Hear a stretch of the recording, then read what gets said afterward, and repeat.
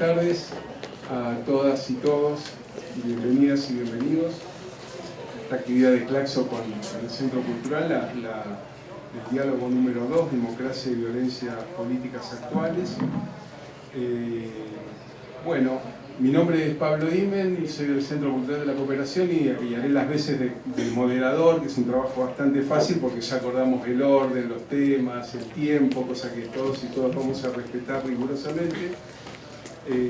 Ahí Claxo, bueno, o los organizadores armamos una serie de ideas para compartir con los panelistas y les pedimos que en sus respectivas exposiciones contemplen de qué modo hoy se cercenan los derechos humanos a diferencia de los 70 y cuáles son las resistencias actuales, ¿no? Nos acompañan, voy a decir las compañeras, compañeros o colegas, bueno, todos tienen títulos académicos muy importantes, pero para nosotros son compañeros y compañeras.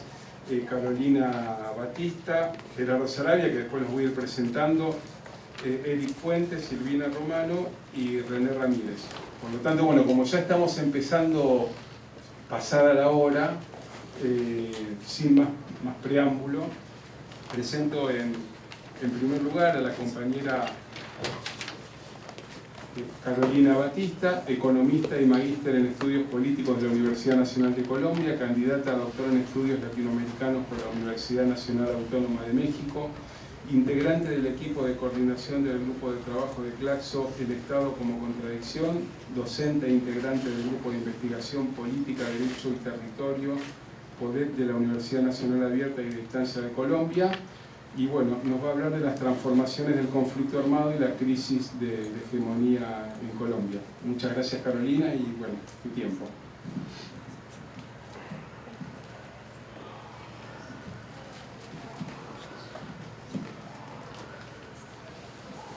Bueno, pues muchísimas gracias, Pablo, por la presentación. Bueno, el apellido es Bautista, con la U. Pero no, tranquila, no te preocupes. No, aparte con Batista es complicado. Exacto, sí, por eso, sobre todo es por eso. Pido públicas disculpas. Sobre todo es por eso. No volverá a repetirse.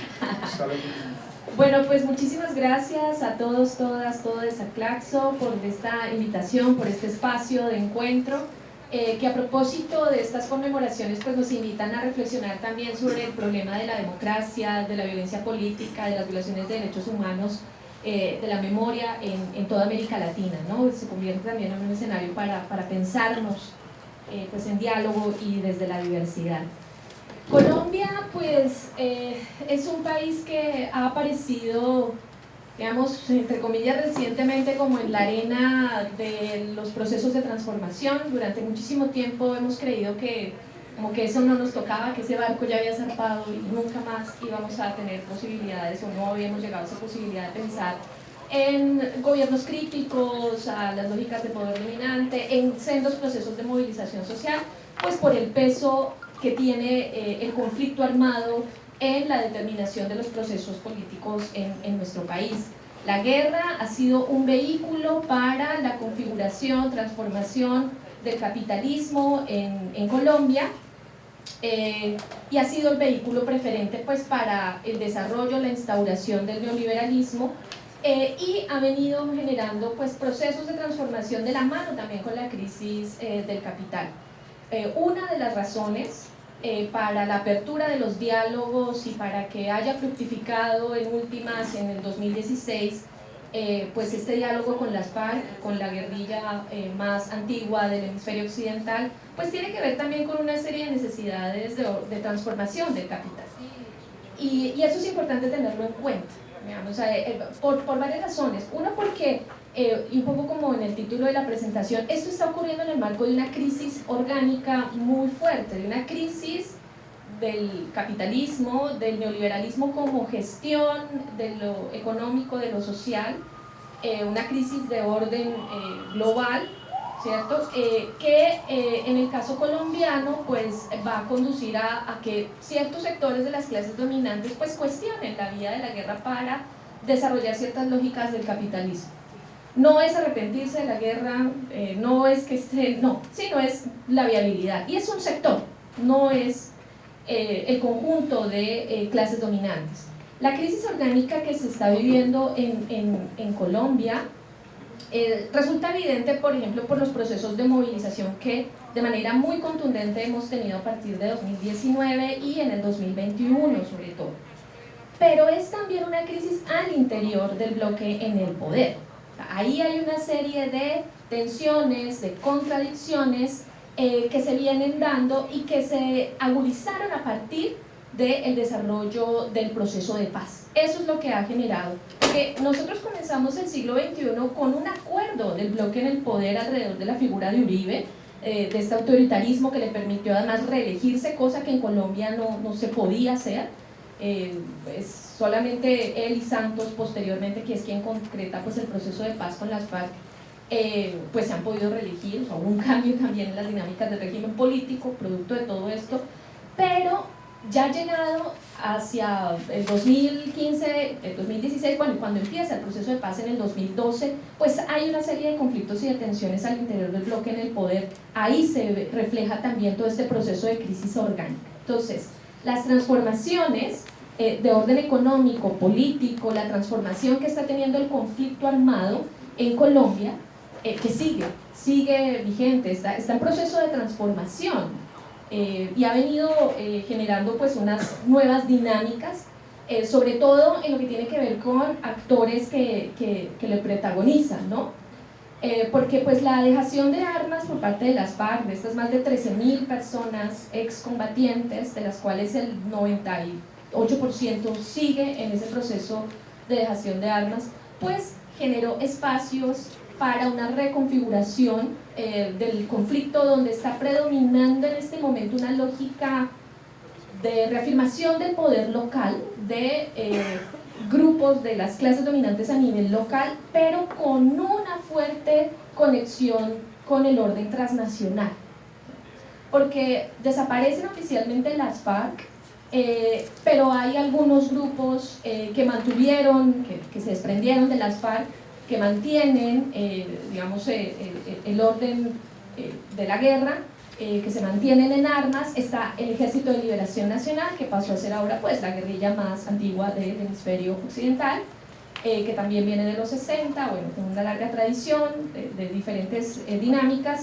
Hay los grupos paramilitares que se desprendieron de lo que fue el intento nacional de construcción de un proyecto contrainsurgente con vocación de poder, que fueron las Autodefensas Unidas de Colombia, después de las cuales llega Uribe, después del trabajo que hacen las AUC, los paramilitares, pues llega Uribe al poder.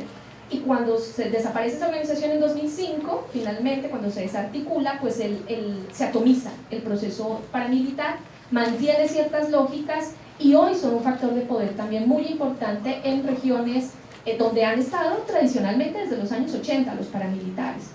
Para la muestra un botón, un paro armado que desarrollaron estas organizaciones, donde más de 170 municipios en 11 departamentos de los 32 que tenemos en el país, pues estuvieron sometidos a un paro armado, bloqueo absoluto, que fue hace un año, en el primer semestre de 2002. Entonces, y la lógica transnacional viene acompañada del fortalecimiento de la presencia de los carteles de la droga, particularmente los mexicanos, o de origen mexicano, que son empresas transnacionales. Aquí se está hablando, por ejemplo, de que hay una transformación porque, por ejemplo, propone el gobierno, y es una tesis interesante, la idea de estas organizaciones como actores multicrimen, ¿sí? Que van a generar pues todos estos procesos de transformación, que además están colocando también sobre la mesa la reproducción de la lógica contrainsurgente, porque la pregunta también de fondo para hablar de las transformaciones de la violencia política es si esto que ha venido pasando, el proceso de paz, la movilización, la crisis de hegemonía, hasta qué punto está logrando destituir la lógica contrainsurgente que desarrolla y que envuelve el proceso político colombiano.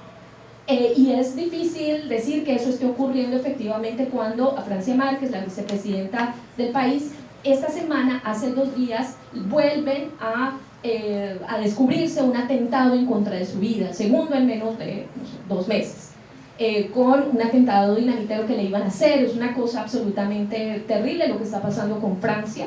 que además está cargado pues, de lógicas, digamos, en contra de las mujeres, de lo afro, bueno, con todas las, digamos, complicaciones e implicaciones que tiene esta situación. Entonces, la pregunta de fondo tiene que ver con eso. ¿Es efectivamente lo que está ocurriendo una transformación de la lógica contrainsurgente? Bueno, hay que verlo, hay una apuesta por la política de paz del actual gobierno, que es la idea de paz total. A mí ese nombre, la verdad, no me gusta mucho, porque da a entender una idea que, digamos, como que ya se va a resolver toda la conflictividad. Es muy interesante que se proponga ver esa diversidad de organizaciones y de procesos y cómo estas atomizaciones y este proceso local vinculado a la lógica transnacional, pero es un proceso que está lejos de ser total efectivamente, o sea que tiene que avanzarse paulatinamente y que es bastante más complejo y que tiene diferentes dinámicas que, bueno, a ver si la propuesta de gobierno logra digamos, enraizar en ese sentido. Y además porque estos procesos de violencia contemporáneos pues siguen colocando a los liderazgos sociales, los líderes sociales como objeto predominante. Los asesinatos de líderes sociales han venido creciendo en los últimos 2 años, en el 2021, en el 2020, 96, 94 personas en cada uno de estos años, líderes sociales fueron asesinados. Tuvimos un pico en el 2020, en el año de la pandemia, 320 líderes y lideresas sociales fueron asesinados en ese año.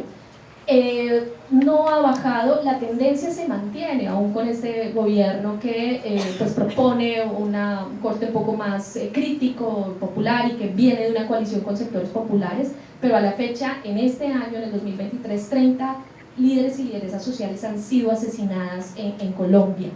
Y además ocurre en zonas donde los asesinatos son preferentemente en zonas que están siendo objeto de políticas asociadas al acuerdo de paz, las zonas de desarrollo con enfoque territorial y aquellas donde se están aplicando las políticas de sustitución de cultivos ilícitos, o sea, porque además ese es el gran factor también que sigue determinando la lógica del conflicto, ¿no?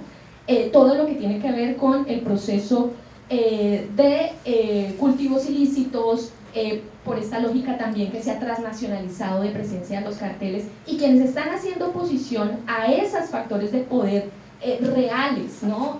Digamos, y de facto en los territorios, pues son quienes están siendo víctimas, objeto de la violencia política en el país. Y a pesar entonces de que ha habido unas transformaciones muy interesantes, muy importantes, unos espacios de apertura, el hecho de haber ganado la calle nuevamente para la protesta y como forma de acción política, lo que vemos es que la lógica contrainsurgente que ha permeado toda la política en Colombia y en América Latina, donde lo más peligroso en la lógica contrainsurgente no se trataba de las FARC, lo más peligroso, y así lo he dicho históricamente de los militares, los paramilitares, la derecha, lo más perjudicial son los guerrilleros de civil, y se sigue diciendo, o sea, en las elecciones del año pasado decía un grupo de militares en una entrevista en la revista Semana, decían que Colombia con la llegada de Petro estaba perdiendo la guerra política, y es un término que viene acuñando el paramilitarismo desde los años 90 para hablar del papel de los guerrilleras de civil que están llegando al poder, porque básicamente para el sector más retardatario del bloque en el poder que se ha opuesto al proceso de paz y a los procesos de paz, pues lo que está pasando es eso. Bueno, un guerrillero, además, pues, obviamente pues, Petro es excombatiente, pero que ahora sí la guerrilla se tomó el poder, y eso hace pensar en estos procesos de reconfiguración. Acá, y para ir cerrando, acá esta crisis del bloque en el poder está siendo tomada por algunos sectores como una pausa de recomposición interna, ¿sí? Como, bueno, llegó la izquierda, pero hay que hacer todo lo posible para lograr retomar el control local, para no perderlo a nivel local en las elecciones que son este año, en octubre, y retomarlo a nivel nacional en las próximas nacionales, e impedir, ¿sí? Que este proceso se siga desarrollando. Ahí la violencia política, este es un año electoral y siempre en los años electorales pues en Colombia la violencia política aumenta. Infortunadamente yo creo que la tendencia va a seguir siendo esa porque es bastante complejo por esta forma de la violencia política como se está configurando en este momento, y además no hay que descartar cosas como de la que nos va a hablar Silvina, que es el tema del lawfare que pueda enfrentar el gobierno a nivel nacional, que ya le pasó cuando Petro fue alcalde. Eso ya ocurrió, lo destituyeron y bueno, hubo todo un proceso ahí muy complejo, eso no hay que descartarlo. Pero los ataques están viniendo en términos de violencia política preferentemente en la figura de Francia Márquez, porque es la síntesis de, digamos que de todas esas vulnerabilidades y de la subjetividad preferente de la violencia política en este momento. Mujer, negra, lideresa social, que viene de sectores empobrecidos, y esa es digamos en lo que se está concentrando, pero Francia es, siendo vicepresidenta, una muestra de lo que viene ocurriendo en estos territorios donde la lógica del poder local se está reacomodando y por eso está incrementando pues las disputas. Bueno, dejaría por ahí para avanzar en las discusiones y pues atenta a las preguntas. Muchísimas gracias.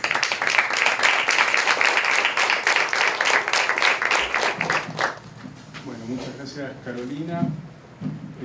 Continúa Gerardo Zabal, que es Arabia, periodista, antropólogo y magíster en docencia universitaria, es director de la revista IDL. Ha sido miembro del Instituto de Defensa Legal durante 17 años, 4 de los cuales formó parte de su comité directivo. Se dedica a la investigación de temas relacionados con la memoria y el conflicto armado interno, y es integrante del grupo de trabajo Memorias Colectivas y Prácticas de Resistencia de Claxon. Es coautor del libro Cuando violar era pan de cada día, que aborda las violaciones a las mujeres campesinas por parte de los militares durante el conflicto armado interno. Además ha desempeñado labores docentes en la Pontificia Universidad Católica del Perú y en la Universidad Jaime Bausate y Mesa. Y bueno, su intervención es Orígenes y efectos del estallido social en el Perú. Adelante, Gerardo. Muchas gracias.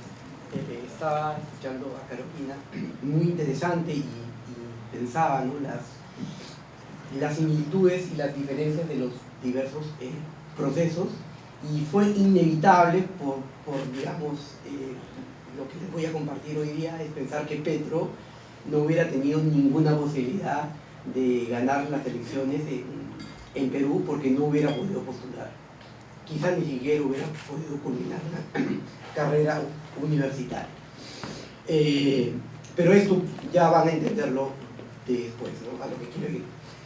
Después de haber propuesto como tema el origen del estallido social en el Perú, dije que me había metido un problema enorme.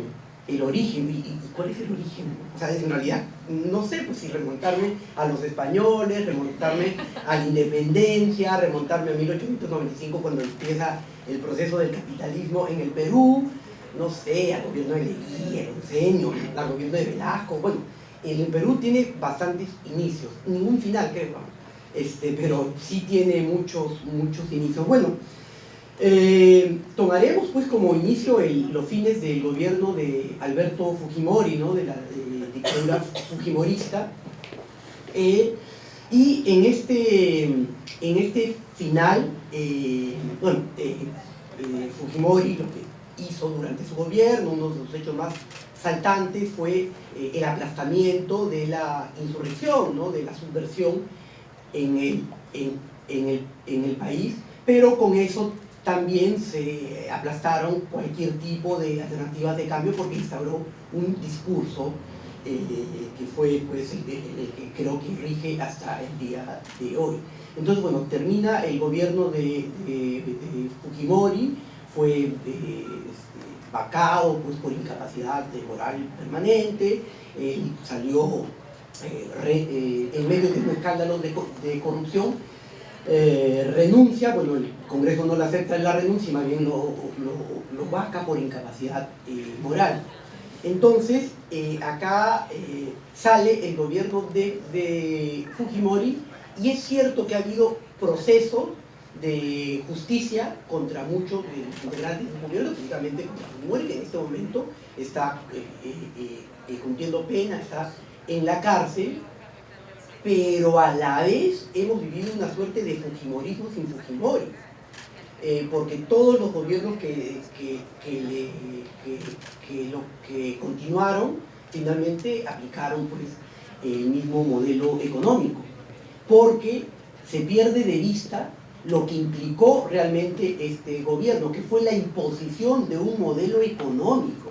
Esa fue su finalidad. Y claro, cuando ya no le servía mucho, cuando se desprestigió por otros motivos, él sale, pero cumplió con ese objetivo, ¿no? Que es la implantación de este modelo neoliberal. Entonces se genera ahí un consenso, pues un consenso antifujimorista, que es el que ha estado determinando los gobiernos posteriores. Pero este consenso antifujimorista en realidad tenía también otra cláusula, ¿no? Un consenso de la continuación del modelo que implanta el fujimorismo, pero eso como que no se toma muy en cuenta, no se habla mucho de eso. Sale el gobierno de Fujimori y entra, ganan las elecciones en disputa con Alan García a Alejandro Toledo. Alejandro Toledo fue el líder de la oposición de los últimos años del gobierno de Alberto Fujimori. Pero la primera publicidad que hace Alejandro Toledo, y esto más que un hecho anecdótico, no lo traigo acá por la anécdota, sino por lo que representa. Alejandro Toledo decía: señor Fujimori, muchas gracias por lo que ha hecho por el país, a mí me toca hacer el segundo piso. O sea, usted ya construyó el primer piso y a mí me toca hacer el segundo piso. Eso lo dice en una propaganda política. Y cumplió su palabra, ¿no? O sea, digamos, a Toledo se le puede criticar mucho, pero por lo menos con lo primero que dijo en ese primer publicidad, lo cumplió y lo cumplió muy bien, ¿no? Porque su gobierno se trató, o sea, hubo sí, pues, una serie de procesos, se continuó con la Comisión de la Verdad que se había inaugurado. O sea, han habido algunos aspectos en el tema de justicia que son valorables, pero con respecto a la situación económica, social del país, bueno, continuó lo que se había proyectado con el gobierno de Alberto Fujimori. En el gobierno de Alejandro Toledo, si bien hubo mucha conflictividad social, hubo también denuncias de corrupción, coincidió con un despegue económico del Perú, pero el Perú es una economía pues, primario exportadora, como la mayoría de países de la región, y el precio de los metales empezó a incrementar, y eso dio pues que se continuó con esta situación internacional con parte del gobierno de Alan García, que daba una sensación de una prosperidad falaz, ¿no? Porque finalmente cuando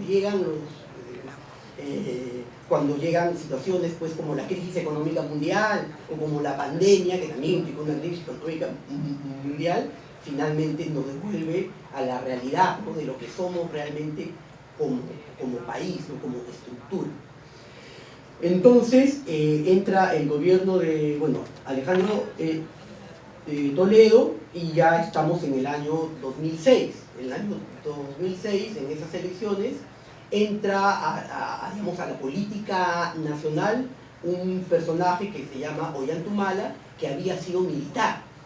Y Ollanta Humala sí es un personaje bastante singular, porque él es militar, es acusado de violación a los derechos humanos, tiene procesos muy fuertes, ¿no? Pero y se le acusa de crímenes muy graves, de violación a los derechos humanos, porque él fue militar en la época pues, más dura del conflicto armado interno.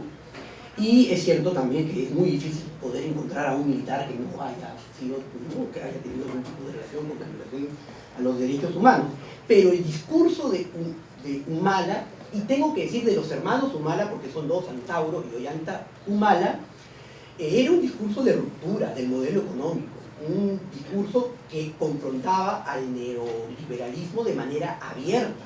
Ellos hicieron una asonada, una insurrección en el último momento del gobierno de Alberto Fujimori, después fueron capturados, fueron amnistiados, en esa época no es una mala palabra, entonces fueron ellos amnistiados, y después, Antauro hace una vida acá pues política, y Ollanta fue nombrado agregado militar en Francia. Él regresa, hace una campaña muy fuerte de mucho cuestionamiento, y en realidad él, que no viene de la izquierda clásica, de la izquierda institucional, cuadra prácticamente a la izquierda, porque la izquierda legal, ya había abandonado totalmente un discurso de cambio. Les pongo un ejemplo. Ustedes conocen al líder, que yo respeto muchísimo, por supuesto, Javier Díaz-Canseco, de izquierda. Él tenía un partido, pues el Partido Unificado Mariateguista, ¿no? El Partido Unificado Mariateguista cambió de nombre y se volvió Partido Descentralista Democrático. Me ha tomado muchos años comprender el término, qué significa simbólicamente siquiera Partido Descentralista Democrático, y hasta ahora no lo logro, pero en algún momento seguramente lo comprenderé. Después, lo mismo pasa a otra lideresa, Susana Villarán, de izquierda, forma el Partido por la Democracia Social, ¿no? Entonces, posteriormente, Díaz-Canseco, el Partido Descentralista Democrático, cambia de nombre y se convierte en Partido Socialista, pero ya era otro momento. Ollanta Humala sí tiene un aporte a la historia política nacional, y fue, o sea, los hermanos Humala, volver a hablar del modelo económico, que esto lo abandona posteriormente.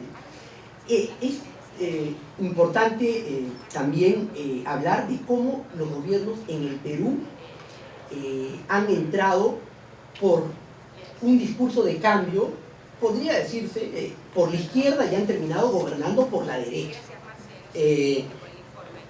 Toledo tenía un discurso antifujimorista, pero para la gente que lo seguía, obviamente representaba una ruptura total con el fujimorismo, incluido el modelo económico, por más que eso no haya estado dentro de su discurso. Cuando Alan García se confronta con Ollanta Humala en las elecciones de 2006, no es el Alan García que lo hemos visto después, hablando de la necesidad de la economía de mercado, hablando en contra de cualquier proyecto estatista, hablando pues en favor de los proyectos extractivistas, incentivándolos, queriendo vender la Amazonía, aplastando las rebeliones indígenas, queriendo cambiar las leyes para que se pueda vender la Amazonía. No es Alan García. Alan García, de hecho, tuvo un discurso anti-extractivista en la campaña del 2006. Entonces cuestionaba muchas cosas. Claro, él decía que ya no era el mismo de antes, pero sí tenía un discurso de cambio. Es más, su eslogan era el cambio responsable, si no me equivoco. Ese es Alan García. Luego, bueno, Ollanta Humala, desde ese momento ya se empezó a aplicar una estrategia, que es la estrategia que ustedes seguramente lo habrán escuchado, pero si no se las comento, que se llama el terruqueo. El terruqueo implica acusar como terrorista a una persona sin tener fundamento, en fin, eso es, bueno, en cuenta el terruqueo. El concepto que yo manejo del terruqueo es que es una estrategia política desde el sistema establecido para desmovilizar cualquier tipo de proyecto de cambio social. Entonces, porque se utiliza precisamente para paralizar cualquier tipo de proyecto. Entonces, por esa época, bueno, Ollanta Humala también tiene un padre que tiene un discurso muy radical. Recuerdo que en esa época su padre habló de que si él estaría en el gobierno le daría amnistía a los líderes pues subversivos, y eso pues implicó pues toda una satanización a su hijo que tuvo que deslindar con eso. El gobierno de Alan García fue totalmente distinto a lo que él había indicado en su discurso, y de ahí nos encontramos con en las elecciones en que Ollanta Humala se enfrenta a Keiko Fujimori. En esta oportunidad Ollanta Humala varía un poco su discurso para poderle ganar, lo cual, o sea, cambió un plan que era de la gran transformación, que efectivamente tenía transformaciones importantes, como por ejemplo cambiar el modelo primario exportador peruano por un modelo pues más desarrollista, pero teniendo en cuenta las poblaciones indígenas. Era un programa interesante, y lo cambió por algo que se llama la hoja de ruta, que básicamente implicaba seguir modelo. A Ollanta Humala lo apoyó inclusive el mismo Mario Vargas Llosa en estas elecciones, ¿no? Por esta cuestión del antifujimorismo. Ollanta Humala también en esta campaña fue muy terruqueado, ¿no? Una de las cosas principales que se le sacó es cuando él esboza una visión distinta de la que se había impuesto sobre el conflicto armado interno. En una de esas dijo, en un primer momento los senderistas se presentaban como los Robin Hood, pero para explicar pues toda una teoría que él tenía sobre la situación que se vivía en el país, de mucha miseria, de mucha pobreza, y eso sirvió pues para aplanarlo absolutamente, pero finalmente no funcionó la campaña del terruqueo. Digo que no funcionó porque Ollanta Humala ganó las elecciones, pero en realidad se puede considerar que sí funcionó, porque hizo que Ollanta Humala varíe su discurso, porque la estrategia del terruqueo entra de estos dos modos, ¿no? Para minar a la población que sigue a un candidato, o sea, para que se asusten y que digan, oh, este candidato no, es un candidato totalmente, pues, que tiene estas ideas extremistas, o para reconducir el plan de gobierno del candidato. En el caso de Ollanta Humala, lo recondujeron, ¿no? Después de Ollanta Humala viene Pedro Pablo Kuczynski, que le gana a Keiko Fujimori, y acá sí pues dos candidatos de derecha, muy de derecha, disputan, y ganó el candidato que ha ganado las elecciones durante todo este tiempo, que es el antifujimorista, ¿no? O sea, algunos dicen que el antifujimorismo es el partido político más importante del Perú, porque en realidad ha estado ganando las elecciones. Bueno, a partir de eso se viene toda una situación de inestabilidad política, el fujimorismo no acepta su derrota, cuestionan a Pedro Pablo, empiezan a cuestionar, a anularle, a vacar a varios de los ministros, y se genera una situación que termina con la renuncia de Kuczynski a la presidencia, asume Martín Vizcarra, que habiendo hecho un pacto con el fujimorismo, termina también teniendo una política, igual, todo el continuismo en la política nacional, incluso con Pedro Castillo. ¿Ya? Entonces todo ha sido continuar el modelo, ¿no? Entonces, pero en este caso sí, pues, tiene pues leyó la situación nacional y tiene una estrategia de confrontación con el fujimorismo. Entonces, eso es lo que da, pero mientras tanto, ¿qué es lo que ocurre en el Perú? Por un lado está la consolidación, o sea, la búsqueda de una consolidación del modelo neoliberal, o sea, hacer lo que no pudo hacer Alberto Fujimori, pero en el campo popular está la resistencia, o sea, una resistencia a este modelo. Por ejemplo, han habido la calle, la gente, el sector rural en general, han hecho que queden paralizados una serie de proyectos. Por ejemplo, una ley Pulpín que lo que pretendía era... ¿Tú me dices cuándo acaba? Ya, muy bien. La ley, entonces, termino un poco esta idea, es la ley Pulpín que pretendía negarle los derechos laborales a los jóvenes. Después también proyectos extractivistas como Tía María, como Conga, las leyes del Baguazo que quiso implementar Alan García, que eran las leyes del perro del hortelano, que tenían como objetivo vender que la Amazonía pues, se libere el mercado de tierras en la Amazonía. Entonces, ha habido pues una resistencia, ¿no? Entonces, por el lado del Estado, se han ido dando, pues como preparándose una serie de leyes de criminalización de la protesta social y leyes pues que combatían de manera muy fuerte a un supuesto terrorismo que de pronto pues había cobrado vigencia, pero que ya no existía en la realidad, porque la insurgencia armada terminó dos hitos, en 1993 con el llamado a conversaciones de parte del líder senderista al Estado peruano, y en 1997 con la retoma de la carga. Entonces, Eso es un poco lo que ha habido, y después ha habido una utilización del terruqueo para poder hacer viable pues, la vigencia del sistema.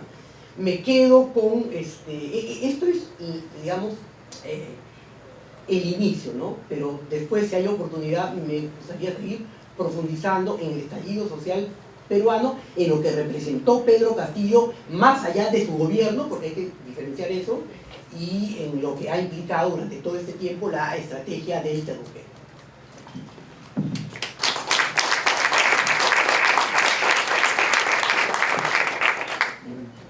Muchas gracias. Yo estoy como en un lugar difícil, ¿no? Porque voy pasando los papelitos y diciendo, al mismo tiempo surgen preguntas, me encantaría que se profundice, ¿no? Y bueno, el tiempo es medio tirano. Después, digo, yo escuchando todo, digo, espero no salir muy deprimido de este panel. Porque son todos gobiernos que emergieron de procesos de luchas populares, y la mirada que estamos teniendo, muy realista por cierto, no es tan optimista como yo me imaginaba, así que espero que después podamos dar una vueltita más del optimismo de la voluntad, tal vez en una segunda ronda si el tiempo nos alcanza. Ya nos inventamos un buen... Claro. No, hay que tener confianza en los pueblos. Bueno, el compañero Eri Fuentes, activista de derechos humanos, doctor en Pensamiento, Cultura y Sociedad, investigador del Programa de Psicología Social de la Universidad de Chile y del GT de Memorias Colectivas y Prácticas de Resistencia de Claxo, jefe del Departamento de Patrimonio, Memorias y Derechos Humanos del Parque Cultural de Valparaíso, autor de libros, capítulos varios, artículos sobre el campo del patrimonio de los derechos humanos en Chile. Bueno, y la intervención la tituló El proceso de cambio y los derechos humanos en el claroscuro de la revuelta popular y los 50 años del golpe de Estado en Chile. Adelante, Eli.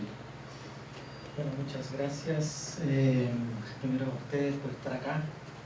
Segundo, por compartir estos elementos, ¿verdad? La verdad es que yo voy a transmitir algunos datos, algunos elementos del último ciclo político que ha vivido Chile, esperando más bien abrir la reflexión y la conversación más que solamente exponer, ¿no? Y en ese sentido, entonces, voy a comenzar desde el estallido social o la revuelta popular de octubre del 2019, precisamente para abordar el momento actual de Chile, los 50 años del golpe cívico-militar. En ese contexto, entonces, comentarles que el estallido, ¿no? Se origina, por así decir, con un detonante material, objetivo, que tiene que ver con el aumento del costo del transporte público, y en definitiva eso genera un alzamiento popular importante, ¿no? Eso es como el dato duro. Y en definitiva fue el movimiento popular más avanzado de los últimos 20 años, que es el movimiento estudiantil secundario en particular, el que lideró ese proceso. Dicha indignación, ¿no? Provocó la adherencia masiva del movimiento social amplio, ¿no? Y fue sumando entonces diversas demandas que ya no tenían que ver con la medida del aumento del valor del transporte, sino que más bien tenían que ver con demandas estructurales del modelo, ¿no? Eso como la primera foto, ¿no? De la situación. La segunda, que esas evasiones masivas generaron un problema del sistema, ¿no? Y en tanto fueron abriendo un giro autoritario, ¿no? Dentro de lo que es la forma de gobernabilidad, y por tanto instalan, ¿no? Una ley de seguridad de Estado y estado de excepción constitucional que devuelven el poder entonces, o entregan el poder, cada cual dirá lo que tiene que decir, mediante decreto a toques de queda, ¿no? Y a militares entonces en funciones de orden público.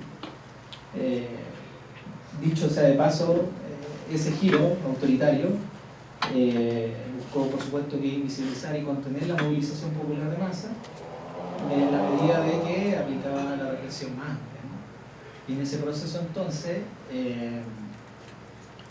recuerdo que al principio se hablaba de 8 muertos, después 15 muertos, y el gobierno de Piñera en particular dice que estamos viviendo como una guerra contra un enemigo poderoso, implacable, que no respeta nada ni nadie, que no está dispuesto a usar, que está dispuesto a usar la violencia y la delincuencia sin ningún límite, y empieza a aludir además, cita a Venezuela, ¿no? A los alienígenas,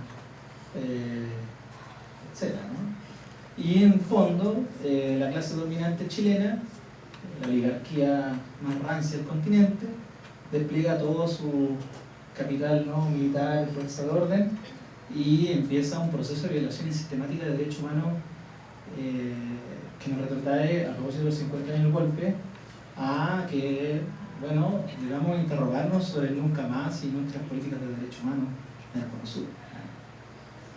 Doctrinas de seguridad son nacionales, ¿no?, y procesos contra insurgentes, ¿no? O sea, yo creo que sería importante empezar a pensar en ese tipo de clave, a partir de los datos concretos, ¿no? De ahí entramos sobre datos concretos. Pero el proceso de movilización, a propósito del optimismo, ¿no?, abrió una grieta, ¿no?, y esa grieta permitió que las demandas más sentidas de la población en clave estructural, antineoliberal, pudieran expresarse, ¿no? El tema de la previsión, ¿no?, el tema del trabajo, el tema de la salud, el tema de la educación, son estructurales. Son los 4 pilares de la dictadura de Pinochet, ¿no?, de las grandes reformas. Y en ese sentido, abren un nuevo pacto social, ¿no?, abren la búsqueda de un nuevo pacto social.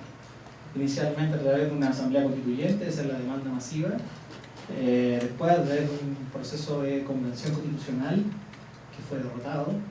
Y después, ahora, un proceso tutelado, ¿no?, de constituyente, ¿no?, muy cerrado, sin protagonismo popular, definido desde el Congreso, que es la institución más legitimada, una de las más legitimadas del Estado chileno, y de alguna otra manera nos presentan otro problema de la democracia que tiene que ver con el protagonismo y la soberanía, ¿no? Ahí hay otra pregunta que dejaría planteada para la reflexión de los debates. Pero el problema es que todo ese ciclo de movilización nos develó el operar, ¿no?, del aparato de seguridad y contrainsurgencia. En ese sentido, entonces, vimos cómo hay tortura, trato cruel, inhumano, degradante, detención ilegal contra niñas, adolescentes, actos de violencia sexual reiterativos, ¿no?, entre los titulares. Y pese a que se exigió la renuncia de Piñera, la institución de suministro, ¿verdad?, nada de eso ocurrió, y después entonces esos hechos se transformaron en reiterativos y completamente normalizados. Y el segundo problema, o el tercero, yo no sé, es que los medios de comunicación asumieron un rol bastante negligente en este proceso, donde no revelaron, no compartieron con la sociedad chilena la violación de los derechos humanos, pero sí una posición estigmatizadora, ¿no?, de la movilización popular. Y por tanto ahí habría que decir que después de esa cita, ¿no?, del presidente con los editores de la Asociación Gremial de Prensa, evidentemente cambió la narrativa de masa, ¿no? Hay un elemento que también hay que ver. Ayer Manuela Dávila lo decía muy bien, ¿no?, la Asociación de Derechos Humanos y Medios de Comunicación, ¿no?, a propósito de nuestros procesos de cambio, ¿no? Hay una pregunta ahí que habría que volver a plantear. Y entonces, como se evidencia las desigualdades más estructurales del país, se generan las grandes movilizaciones. Las más grandes, hablo de 2 millones de personas en las calles, ¿no? Es un proceso inédito en la historia reciente de Chile. Y en ese sentido, sin embargo, a pesar de ser muy masiva, de tener una actividad cultural, artística de diverso tipo, de utilizar formas creativas, ¿no?, de la ocupación del espacio público, etc., de ser completamente legitimadas por toda la población, la represión policial o la represión de las fuerzas de orden y seguridad no se detuvo, ¿no? Y solamente para ilustrar, te podría decir que dentro de los datos, ¿no?, tenemos más de 60.000 audiencias de control de detención, más de 90.000 imputados, 30.000 detenidos, con otras cifras, 10.000 denuncias de violaciones de los derechos humanos, con datos puros, comprobables, 1.500 delitos ingresados al Poder Judicial, 3.500 querellados al sistema de Instituto Nacional de Derechos Humanos, entre otros. Y entonces, la pregunta es si el nunca más es efectivo, ¿no? Nosotros tenemos gente que tiene mutilación ocular, ¿cierto?, masiva, sistemática.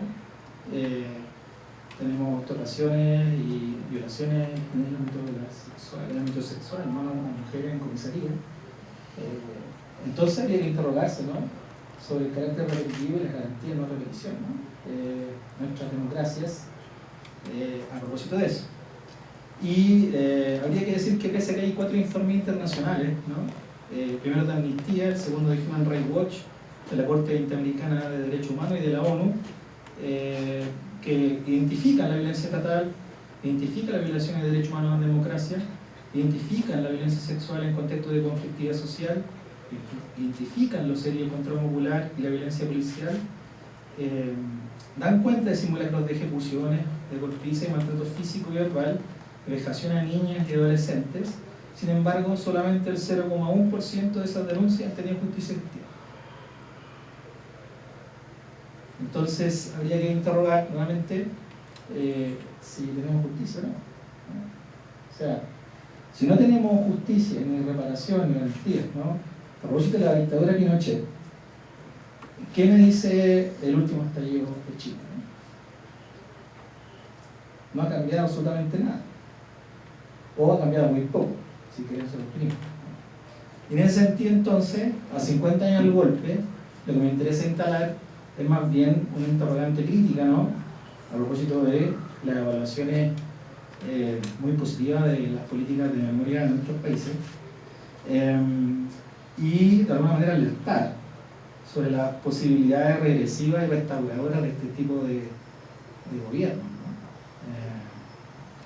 Nosotros fuimos derrotados en el último proceso de convención, ahora hay otro abierto, tutelado, qué sé yo, contenido, sin protagonismo, qué sé yo, pero hay un proceso abierto.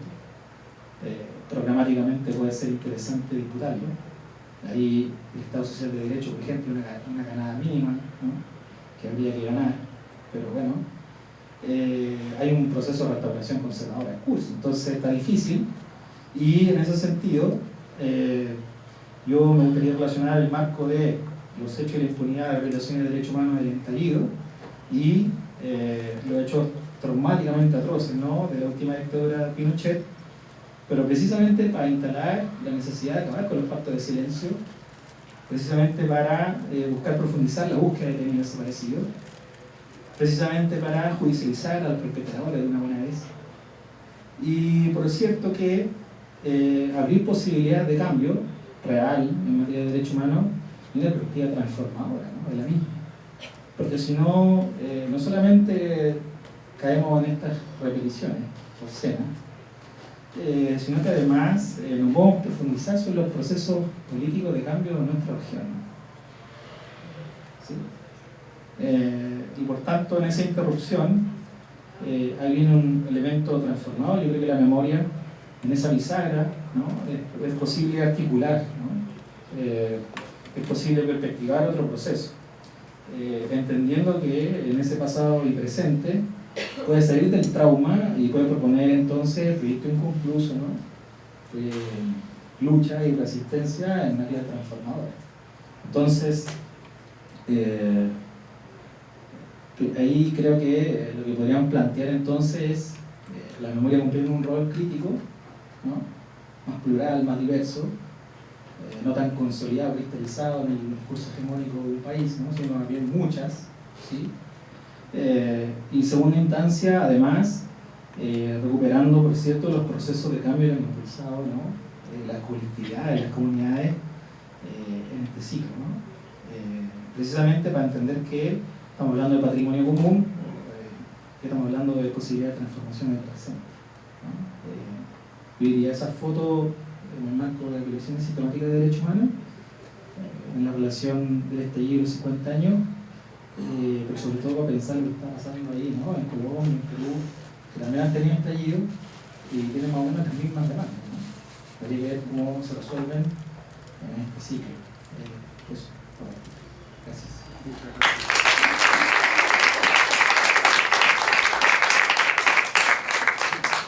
Muchas gracias, Celi.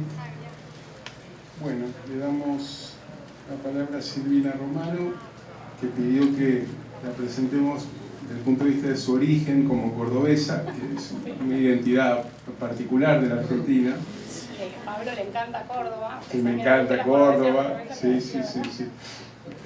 Adjunta del CONICET, miembro del Consejo Ejecutivo de la CELAC, donde coordina el Observatorio de Laufer, doctora en Ciencias Políticas, licenciada en Historia y en Comunicación por la Universidad Nacional de Córdoba, lógicamente.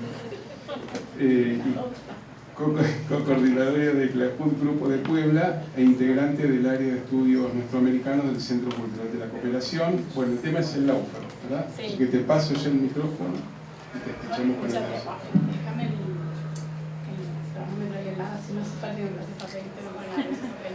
Recién América habló 12 minutos. Sí, me regaló tiempo. No. Ah, no. En realidad es público. ¿Te puedes sacar de ahí así? Ya. Voy con el vacío. Bueno, ¿cómo están todas y todos? Para mí es muy lindo. Voy a acomodar un poco mejor, aunque arruine un poco mi piel. Estoy muy contenta de estar acá en el CCC, porque siempre, bueno, es una de mis casas aquí, aunque no vengo muy seguido, me pone, no sé, me trae recuerdos, me reencontré con gente. Bueno, el tema Laufer, vieron que estos días estuvimos trabajando un poquito desde el Grupo de Puebla con este tema.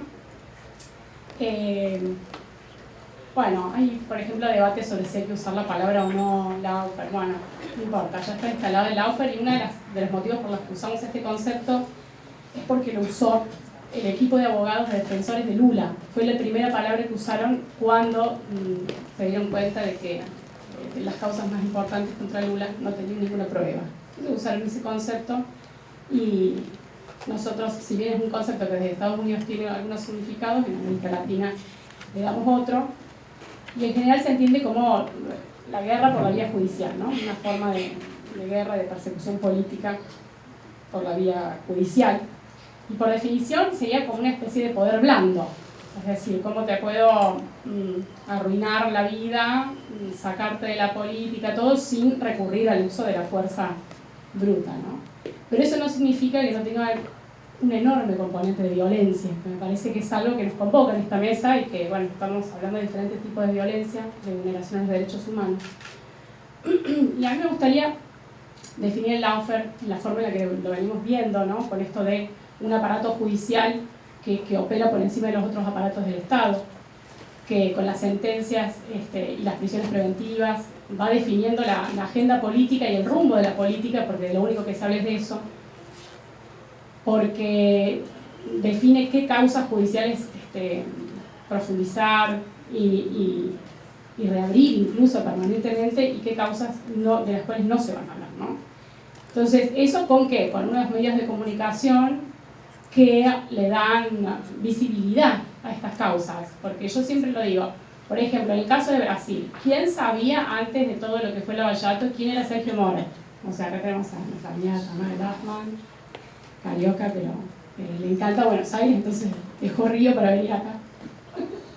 Pero digo, nadie conocía a Sergio Moro. No, lo que pasa es que Sergio Moro le filtró audios entre Dilma Rousseff y Lula da Silva a la prensa, audios tomados por vías ilegales, ¿no?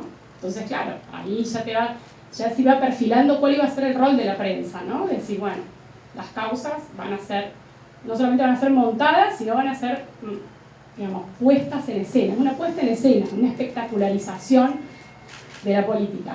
Y en ese sentido, yo creo que el Laufer es una guerra contra la política. Esto lo hablé ayer un poco, con fuertes componentes antipolíticos. ¿Por qué? Sobre todo por el componente de violencia que tiene. Porque en esa guerra lo que se busca es quitar del medio al enemigo político. O sea, se define la oposición como un enemigo político, ¿no? Que vos lo tenés que quitar, digamos, no importa cómo al final, ¿no? La desmoralización, el descrédito, la mentira, fake news, es sistemático, permanente, y bueno, en algún momento tiene, digamos, cala, como decimos, ¿no? Y ahí también, lo que más me preocupa en estos contextos, estamos hablando, ¿no?, de la cuestión de lo social, cómo entra acá, es la polarización que va generando, ¿no?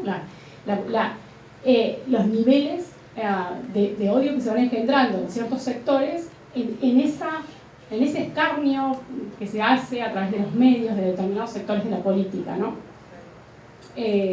Acompañando, por supuesto, contextos de polarización económica muy fuerte.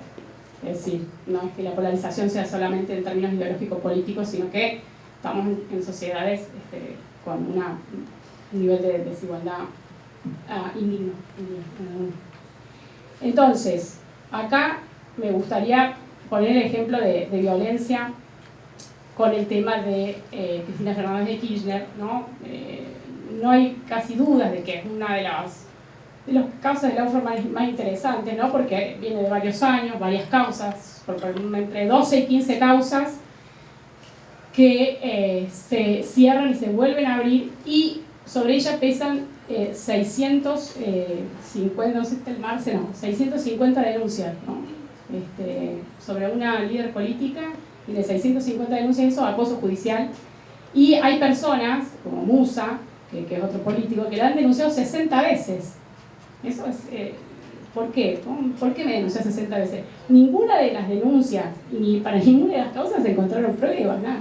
Pero es interesante cómo funciona, porque la denuncia se hace y la prensa levanta esa denuncia, aún sin saber, o sea, sin hacer lo que se llama cruzamiento. Todos los que están acá generalmente, bueno, seguro que hay muchos investigadores. ¿Qué hacemos? Cruzamos fuentes.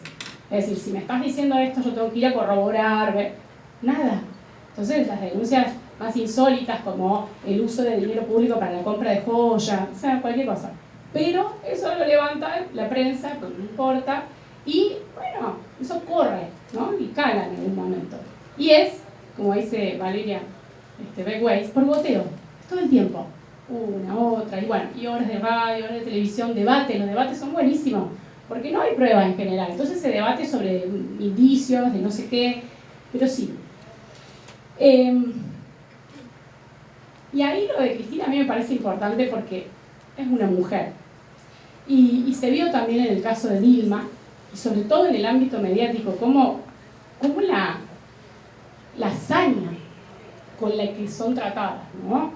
Yo me acuerdo la revista, no sé si era la Newsweek, creo, la Times, que estaba la cara de Dilma sola y decía "Time to go". Digo, ¿qué es esto? Como un medio, pero ni siquiera es un medio brasileño, ponele que... ¿Cómo definís vos cuándo es el momento en que se va una presidenta? ¿Cómo te tomás esa atribución? ¿Cómo nadie dice nada? ¿Por qué se puede hacer eso? Yo también lo hubiera dicho a Biden, "Time to go", hace 1000 años, ¿entendés? O bueno, y Trump, vos. Pero no importa lo que... O sea, ahí se ve claramente esta relación centro-periferia, que todos hablamos todo el tiempo, pero en esto, digamos, ¿cómo se materializa? En este proceso de judicialización de la política, de criminalización de la política y de determinados líderes, sobre todo digo mujeres, ahí el tema de la violencia es muy fuerte. Vemos, el componente más antipolítico que vemos en el lawfare en Argentina es el intento de asesinato de una vicepresidenta. Pero no es porque dicen, bueno, al final, primero que hay que investigar la causa, no está investigándose. Es que, ¿qué está pasando en la sociedad argentina? Que existe esa situación. El lawfare es uno de los procesos que a mediano plazo genera el escenario para que esto pueda suceder, ¿no es cierto? Como hay todo un relato de corrupción que pesa sobre ellas, pero bueno, entonces pues se lo merece, ¿no? Entonces es grave el componente de violencia que se va naturalizando, no solamente a nivel discursivo, que estamos hablando de los medios, sino a nivel físico. Estamos llegando a esta cuestión de la eliminación del otro político, de la esfera política formal, ¿no es cierto? ¿A través de qué? La inhabilitación, y que no pueda llegar a las elecciones, que te inhabiliten por judicializándote, como le pasó a Lula en 2018, y acá tenemos nuestro problema ahora, con una posible inhabilitación de Cristina Fernández en año electoral. No solamente eso, sino el intento de eliminarte físicamente. Entonces, me parece que ahí... ¿Por qué digo guerra contra la política? La política como posibilidad de cambio, y la política en América Latina vinculada a una noción de democracia sustantiva. Es decir, no solamente la democracia liberal procedimental, que bueno, vamos a elecciones y respetamos una forma, ¿no? Sino con inclusión económica. Inclusión económica, política, social y cultural, ¿verdad?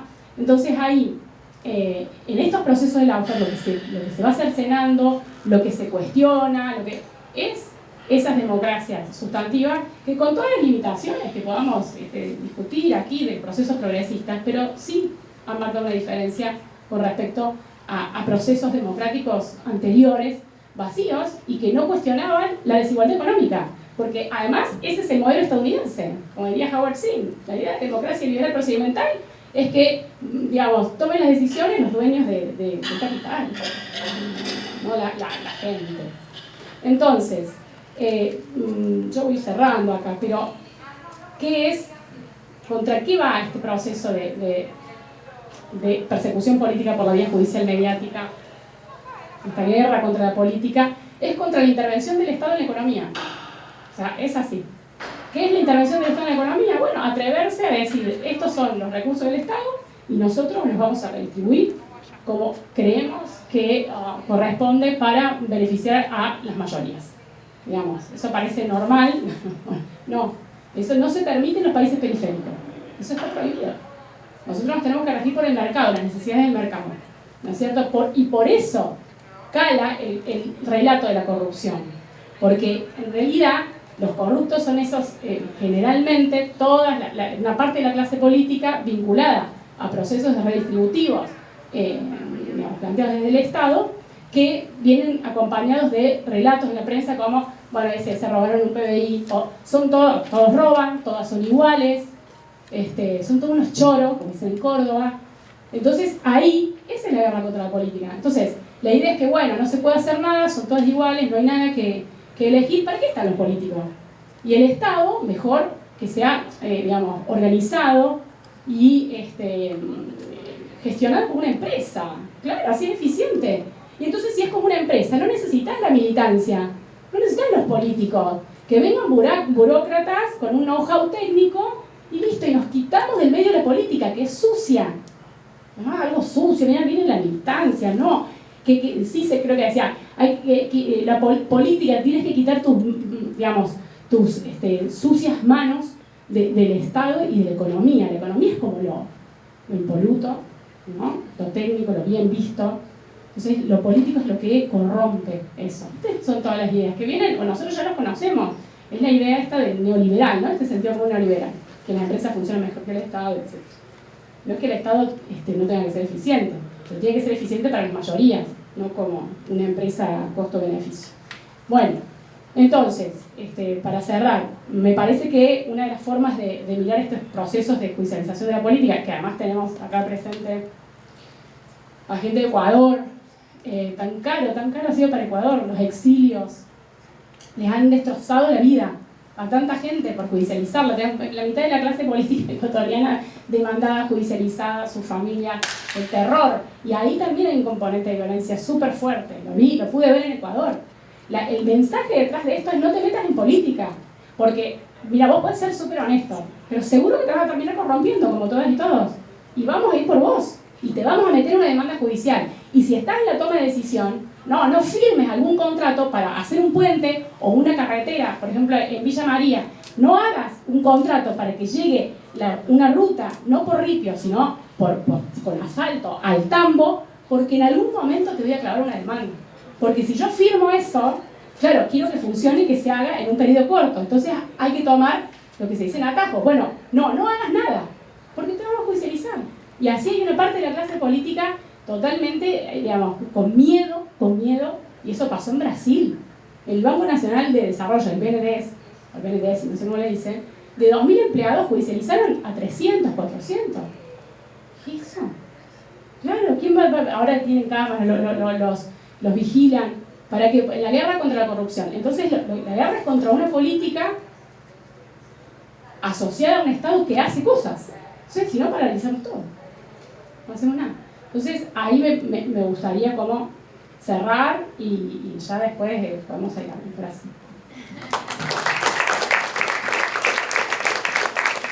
Gracias, Silvina.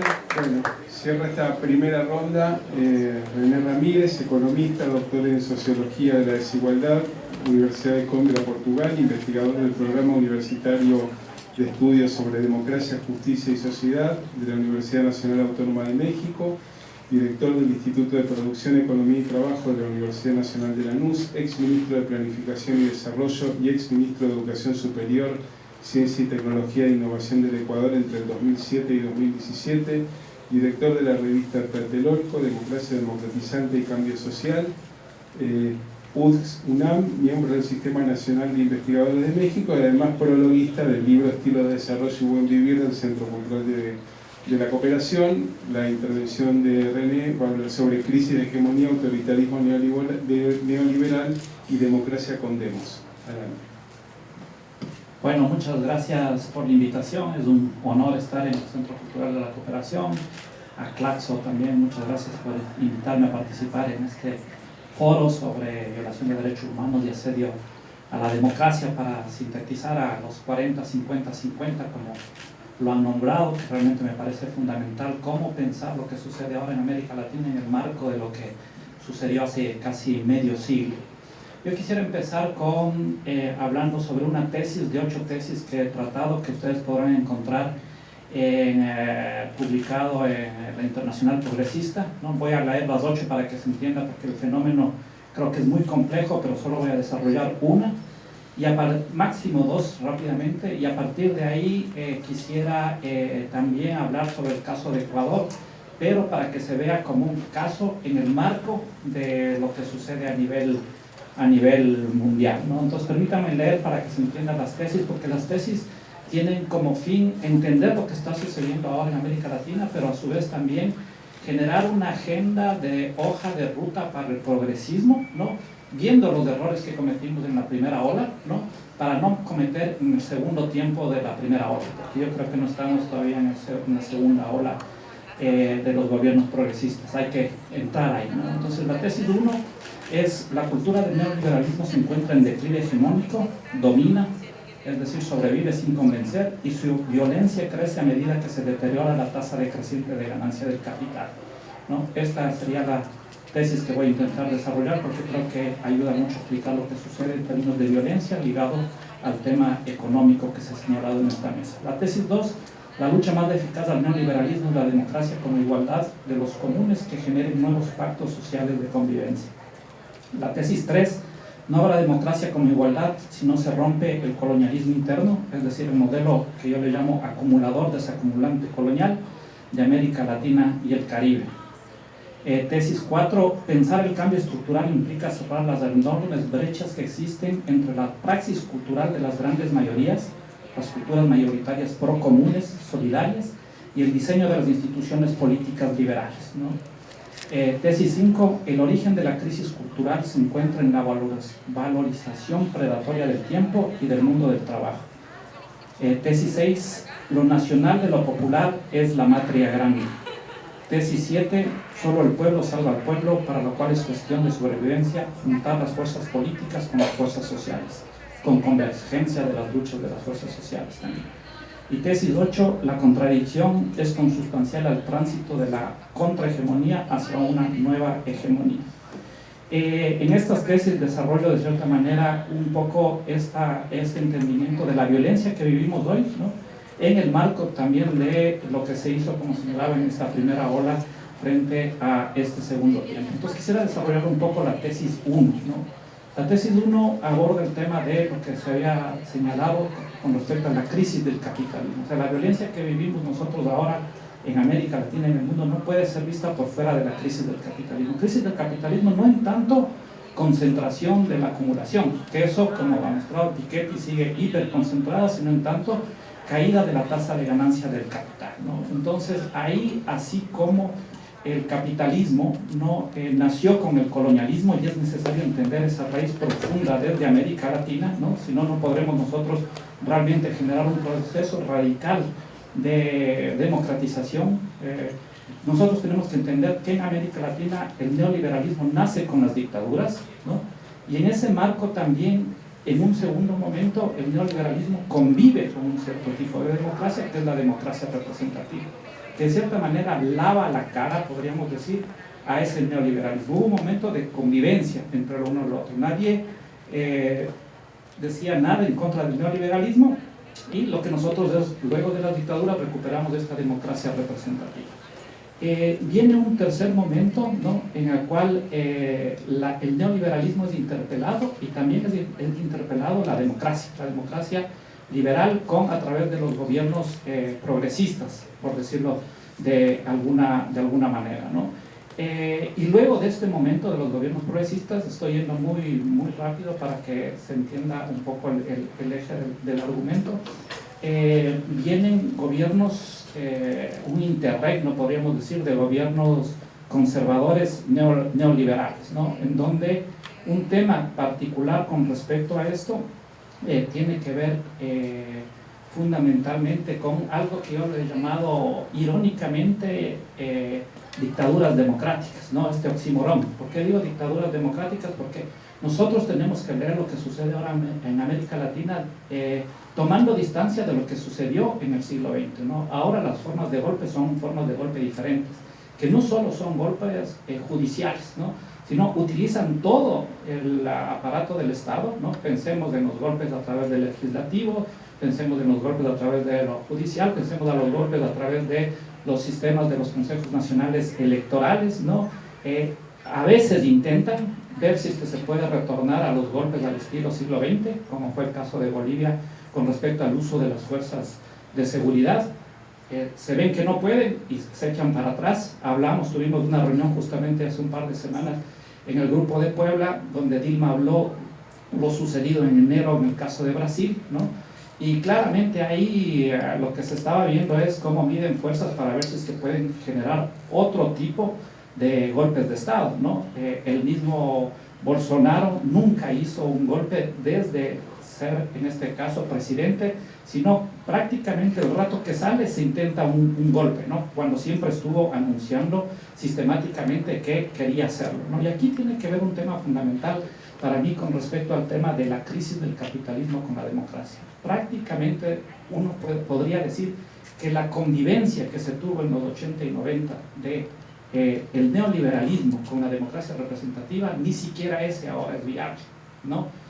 No pueden convivir en este mismo momento neoliberalismo o capitalismo con la democracia ni siquiera representativa. Entonces lo primero que empiezan a atacar en este caso es a la misma democracia, ¿no?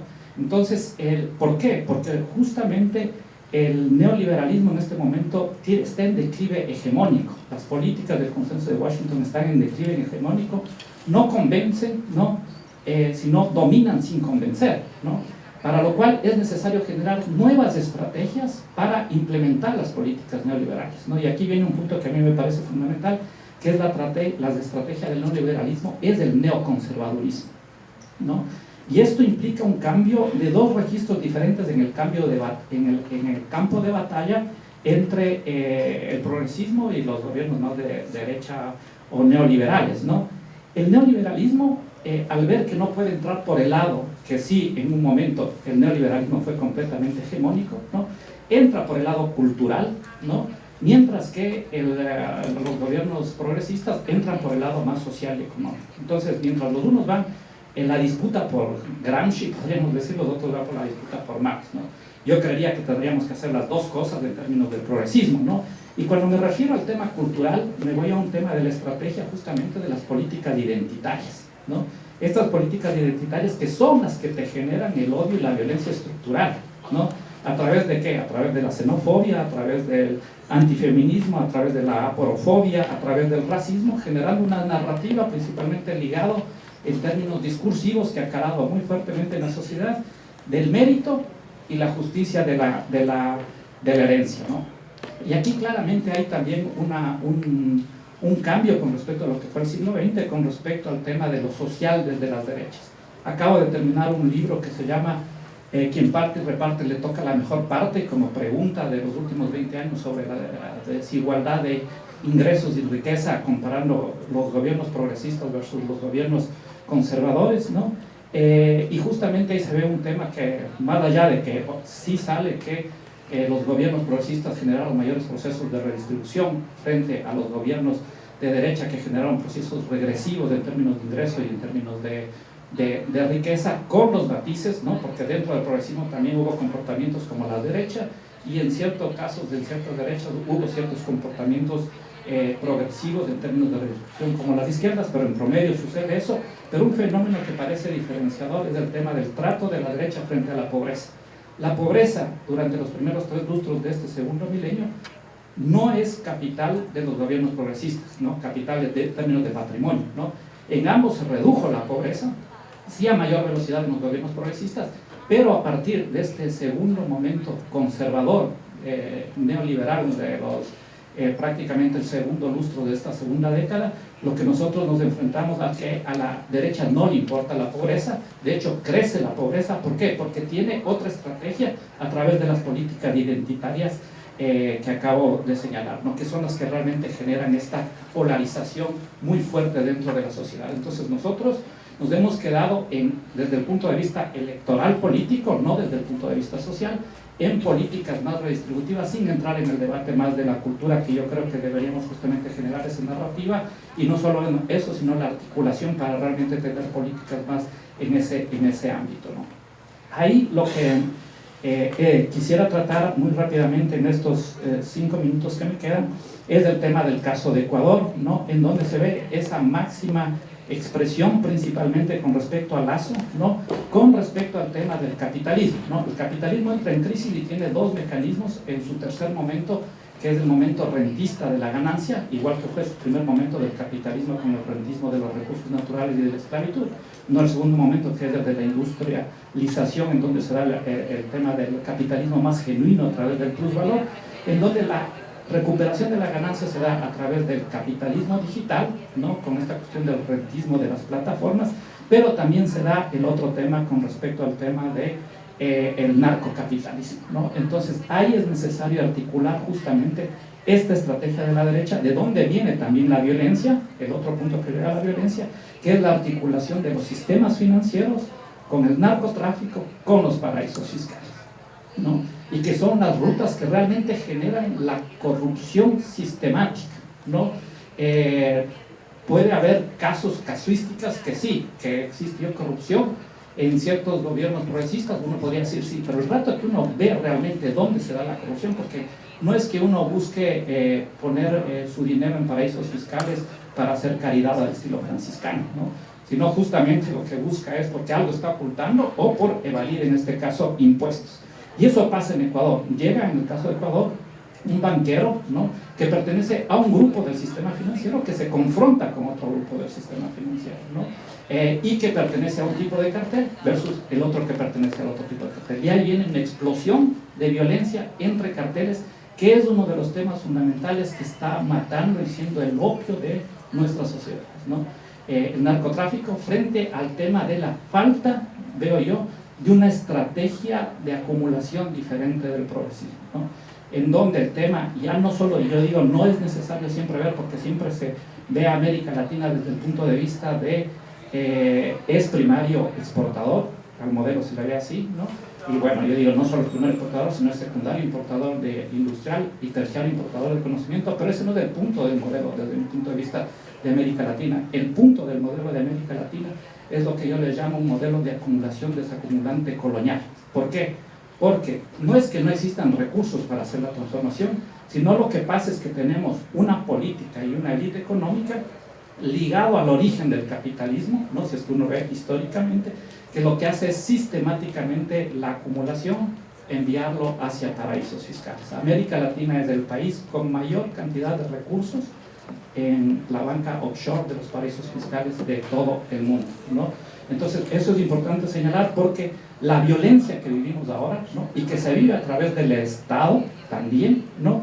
Está ligado a lo que está pasando a nivel mundial con el capitalismo y su relación, en este caso, con la democracia. Yo me quedaría ahí simplemente para poder pasar por el diálogo que tenemos. Muchas gracias, queridos amigos.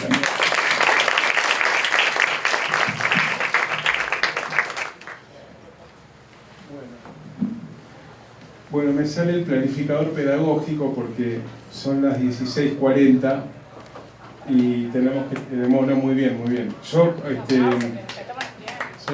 excelente. Ahora, respetamos los tiempos y acá en el temario, yo quería hacer una propuesta y hacemos una asamblea, lo votamos y después, si ustedes están de acuerdo, a las 8 de la noche lo implementamos, pero Me parece que en la propuesta que hace la organización respecto a los tópicos que había que trabajar, las formas actuales de violación a los derechos humanos y desestabilización y degradación de las democracias, las violencias represivas en el marco de las democracias actuales, había otro punto que era estrategias de resistencia que la sociedad civil implementa, que puede ser también desde los gobiernos populares, y poner un poco de luces a la oscuridad que fue brillantemente explicada, las metáforas de luz en este panel. Entonces, si pudiéramos hacer como un breve recorrido, decir, o para decirlo en ruso, что делать, qué hacer, ¿verdad? O qué estamos haciendo frente a estos escenarios. A vos te toca una difícil, la tenés clara. Bueno, entonces, hacer una rondita. Ahí Gerardo había dicho, quiero contarles lo que expresa el movimiento que puso a Pedro Castillo en el gobierno, y ahí hay una luz para pensar las alternativas en estas coyunturas nada, brumosas, complicadas, contradictorias, difíciles. Así que no sé si lo someto a una asamblea y se pide la palabra, o vamos por ese lado, y brevemente en cada vuelta, bueno, a ver qué de luces vemos en Colombia, en Chile, en Perú, y en nuestra América, ¿no? Así que entonces, si estamos todos de acuerdo, hacemos de vuelta una ronda con un tiempo más acotado. Igual creo que hay menos para decir que lo anterior, ¿no? Eso es lo que ahorra tiempo. Empieza, vamos en el orden, si les parece. 5 minutos. 6, pero no mucho más, porque nos sacan de la sala. Bueno. Otro día hacemos un taller y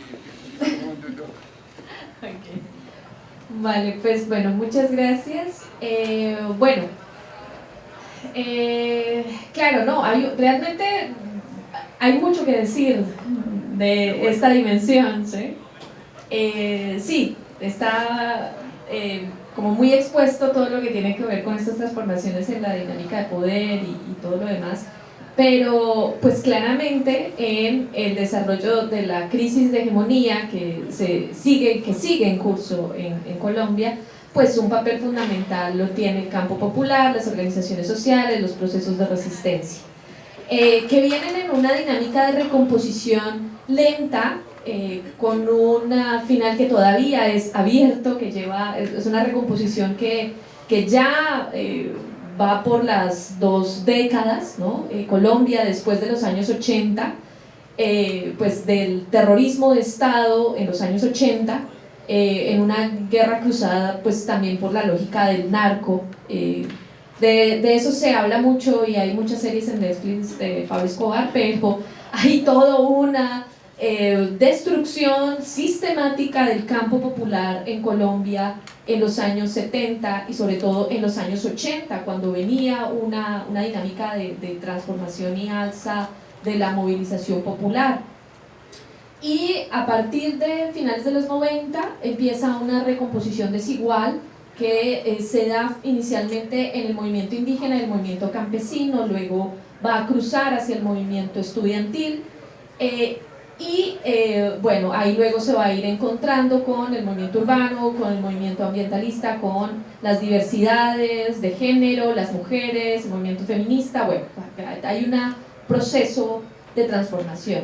Y sin eso, pues no se puede entender la dinámica de movilización popular, ¿sí? Porque es como que no había nada en Colombia y ¡pum! 2019, ¿qué pasó? ¿De dónde salió toda esa gente? ¿Dónde estaba?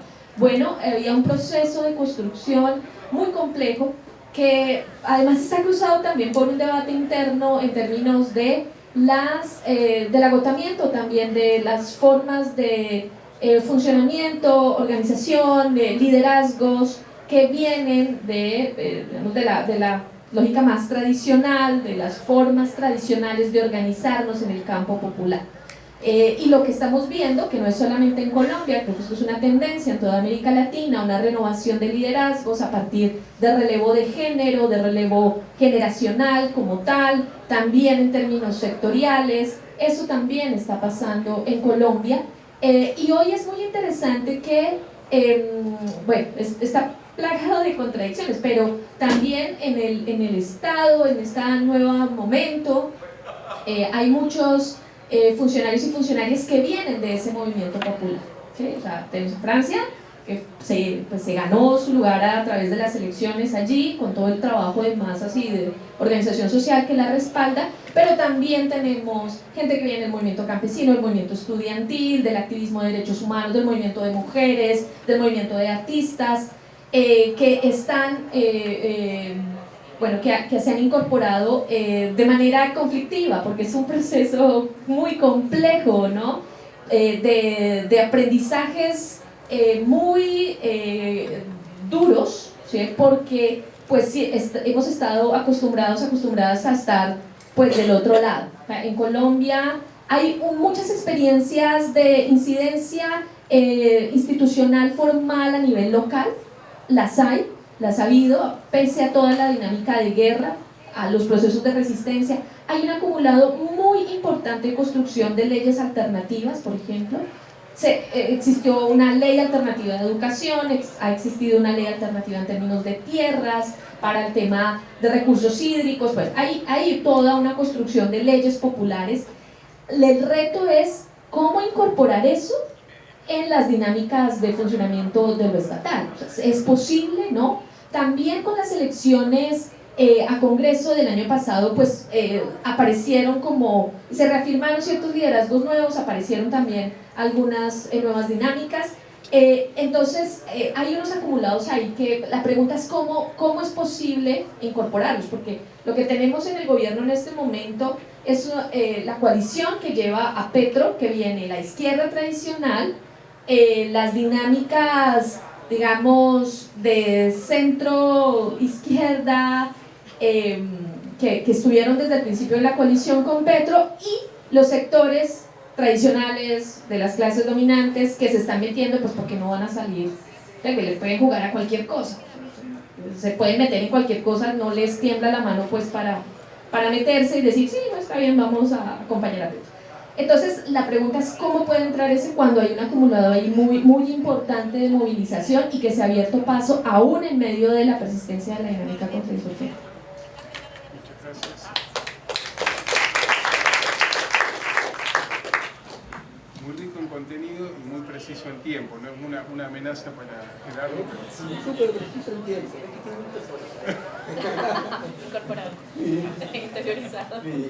Bueno, gracias. Bueno, para resumir, acortar un poco, el estallido social en el Perú, por lo que hemos visto en la primera parte, estaba cantado. Si tienes políticas de consenso que no afectan el sistema establecido y la gente constantemente está buscando cambios reales en este sistema y se ven constantemente burlados, llega a la presidencia alguien con quien se sienten identificados y después es sacado, no voy a detenerme en los detalles, el estallido social está cantado, no estaba cantado, ¿no? Entonces me gustaría detenerme un poquito en la estrategia del terruqueo, ¿no? Bueno, y después en la brillante perspectiva, pero lo voy a hacer. La estrategia del terruqueo es muy importante, es prácticamente lo que ha definido, creo, la situación en la que estamos. Pedro Castillo tuvo muchos problemas en su gobierno. Pedro Castillo no debió ser siquiera el líder de la huelga magisterial que fue, quien debió haber asumido la conducción de esa huelga por la organización a la que pertenecía, eran personas que en ese momento estaban terruqueadas. Y cuando hablo de terruqueadas, no es en los términos que utiliza el expresidente Francisco Sagasti, que dice, es lo mismo que me terruqueen que me neoliberaliceen. No, estaban con procesos abiertos por terrorismo. Entonces esas personas no podían dirigir la huelga y la termina dirigiendo Pedro Castillo y es lo que finalmente lo convierte en presidente de la República. Entonces existe. Ahora, el terruqueo es muy combatido en el Perú por los sectores progresistas. O sea, ahorita no hay campañas inclusive, pero ¿en qué se basan esas campañas contra el terruqueo? ¿Cómo se responde desde el progresismo al terruqueo? Se responde, uno, con que es una difamación. Entonces, por lo tanto, dicen, ¿cómo se le va a llamar terruco a una persona que ha estado marchando pacíficamente? Bueno, ese tipo de estrategias para combatir al terruqueo termina reforzando finalmente el terruqueo. Y también despolitizan el terruqueo, porque claro, hablan que las víctimas del terruqueo pues son personas sin agencia política. El terruqueo se basa, digamos, en dos premisas que sostienen el terruqueo, y esto es muy importante. La primera premisa es que existen, bueno, las leyes antiterroristas. Entonces, si pensamos combatir al terruqueo, ¿por qué no miramos las leyes antiterroristas? ¿Por qué no miramos las nuevas leyes de discriminación social, de muerte civil, por las cuales una persona que ha cumplido condena no podría postular a la presidencia de la República, y ni siquiera una persona que ha cumplido condena puede postular a una universidad pública y seguir sus estudios? Eso sucede en el Perú y de eso no se habla, y es muy difícil de lo que se habla. O sea, esas son las premisas que sostienen el terruqueo, y eso es lo que hace muy diferente que te digan neoliberal, facho, a que te digan terruco. Porque eso es, ¿no? Entonces, tenemos que, si queremos combatir al terruqueo, tenemos que concentrarnos en lo que lo hace viable. Y lo otro que sostiene el terruqueo es la narrativa falaz, que existe todavía un proceso de insurgencia que ya terminó hace más de 30 años. Entonces, las personas que combaten al terruqueo, que son terruqueadas y que dicen, oye, yo no tengo nada que ver con eso, no cuestionan esta narrativa falaz. Y me parece que eso es central para comprenderlo, ¿no? Entonces, por eso me concentro un poco más en los discursos contra el terruqueo que terminan, creo yo, fortaleciendo este discurso. Ahora, ¿qué es lo que sucede?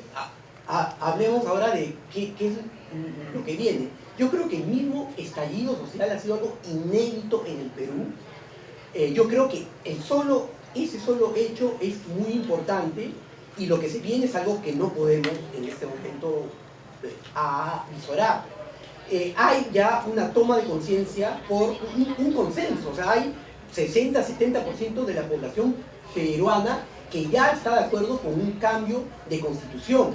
Ese es el lado de la luz. Pero el lado de las sombras es que hay mucha fragmentación. O sea, hay la idea de una nueva constitución para mejorar las cosas, para mejorar las condiciones económicas. Eso es lo que dice la gente, eso es lo que quiere la gente, pero tampoco hay pues un movimiento consolidado, no hay líderes visibles, claro, porque también hay procesos que se le abre a los pocos líderes visibles que habían. Hace poco hemos tenido el caso del FREDEPA, del Frente de Defensa del Pueblo de Ayacucho, a cuyos dirigentes tienen ahorita procesos abiertos por terrorismo.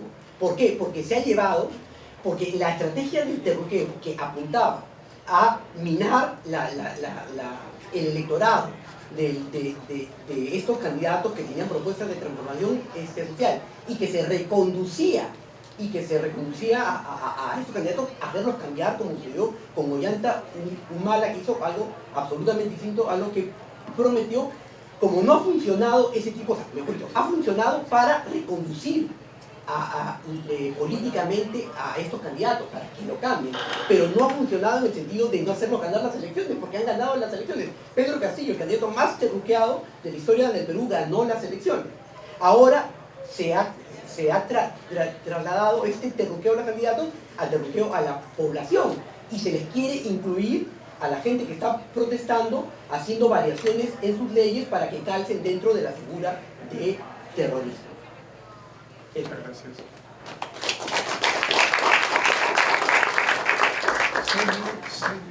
¿Sí? Eric. Notable. Sí, dos. Solo decir que bueno, el proceso de la Convención Constitucional que fue derrotada el 4 de septiembre tiene una virtud. Procede de asambleas, cabildos con mucho poder popular. Son candidaturas que representaron a los sectores de la propia clase trabajadora, a los propios movimientos sociales, y de alguna manera tenían esa legitimidad de los pueblos, ¿no?, para construir su programa. En ese sentido, entonces, la derrota produce un reflujo, pero sin embargo plantea desafíos, ¿no?, propios del proceso chileno, que, claro, elige un gobierno contra el fascismo más ultra, por así decir, ¿no?, que era Kast, y vota, ¿no?, progresismo chileno o socialdemocracia chilena, de manera de conservar ciertas garantías mínimas, ¿no?, del pacto democrático.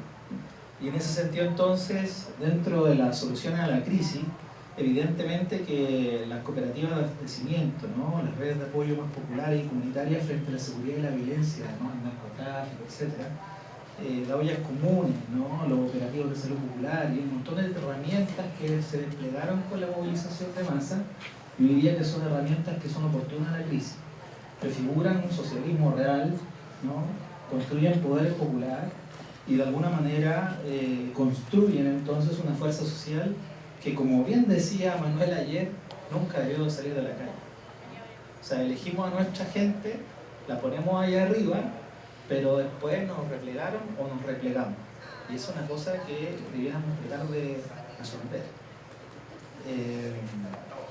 Porque en definitiva hay que cuidar el poder, ¿sí? O sea, si disputamos en serio, hay que cuidar. Y la movilización pareciera ser que un mecanismo que está hecho también no solamente para reivindicar, sino también para cuidar el poder nuestro, o nuestra alternativa. Eso por un lado. Por otro lado, tengo la impresión de que la lucha reivindicativa también es clave, pero no solamente la dimensión parlamentaria, legislativa, ¿no? Yo creo que de alguna manera cuando elegimos nuestro gobierno descansamos mucho en eso. Y tengo la impresión de que más bien desde los territorios y los propios espacios en los cuales nos articulamos, eso también es una tarea, ¿no? Y por tanto, producir programas, producir la lucha, ¿no?, en este caso nuestro, ¿no?, la mejora del salario de los trabajadores es una cosa que es necesarísima, ¿no?, la previsión social también. De hecho, la previsión social es una de las demandas más sentidas de la población chilena. Entonces, de alguna otra manera, es otorgar una respuesta concreta en ese tipo de plano reivindicativo. Y en un tercer nivel, ofrecer una alternativa política, porque de alguna otra manera, la crisis del proceso chileno te demuestra que no eres una mayoría, ¿sí? Es una mayoría circunstancial para tener un gobierno con un 50% de electores. Como dijo Manuela también en Brasil, ¿no?, así como raspándose la religión, ¿no? Pero no tenemos una mayoría. Y es un problema.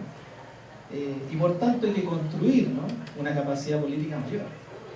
Y eso es entonces que, desde el punto de vista de lo que fue el proceso del 4 de septiembre, que todas esas articulaciones territoriales, que todos esos procesos que se desplegaron en los diferentes segmentos de población, ¿no?, el mundo sindical, el mundo medioambiental, el mundo feminista, ¿no?, que a propósito del 8M nadie decía que iban a salir y salieron por montones, ¿no?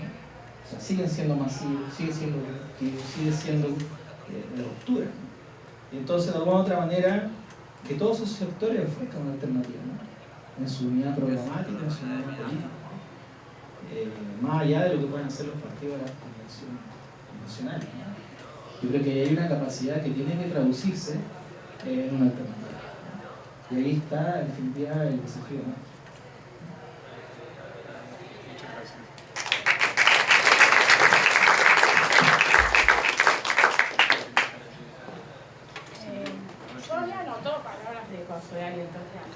Que vos dijeras.